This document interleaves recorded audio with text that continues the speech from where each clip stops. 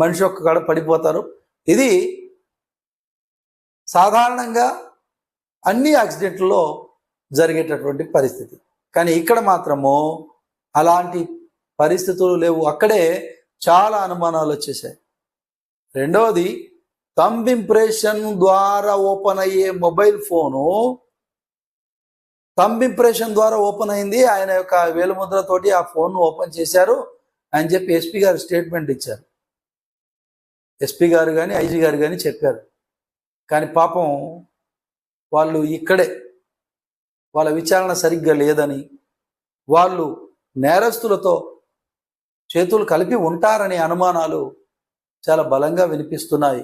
ఎందుకంటే ఈ కేసుకు కీ పాయింట్ ఎక్కడైనా ఉందయ్యా అంటే, ప్రవీణ్ పగడాల గారి ఫోన్ నుంచి రామ్మోహన్కు ఫోన్ చేసిన వ్యక్తి దాన్ని ఎలా ఓపెన్ చేశాడు, అది కీ పాయింట్. ఆయన వేలుముద్ర ద్వారా చేశాడు అన్నారు. వేలుముద్ర ద్వారా ఓపెన్ కాదు అని మరి సైన్స్ అందరూ కూడా చెప్తున్నారు.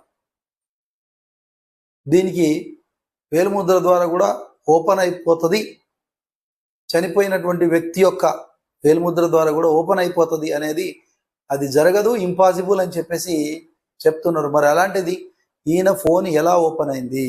ఆ ఓపెన్ చేసిన వాళ్ళే ఆ బార్ షాపులలో యూపీఐ ట్రాన్సాక్షన్ జరిపించారు.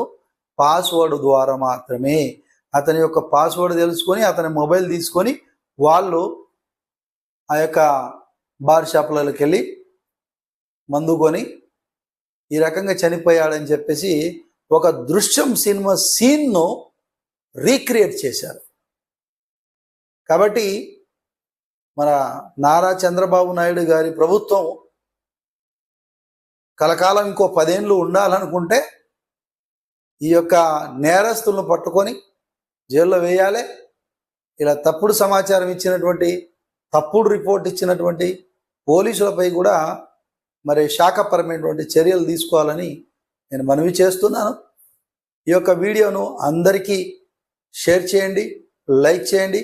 ముఖ్యంగా చంద్రబాబు నాయుడు గారికి చేరే వరకు ఈ వీడియోను షేర్ చేయాలని మనవి చేస్తున్నాను.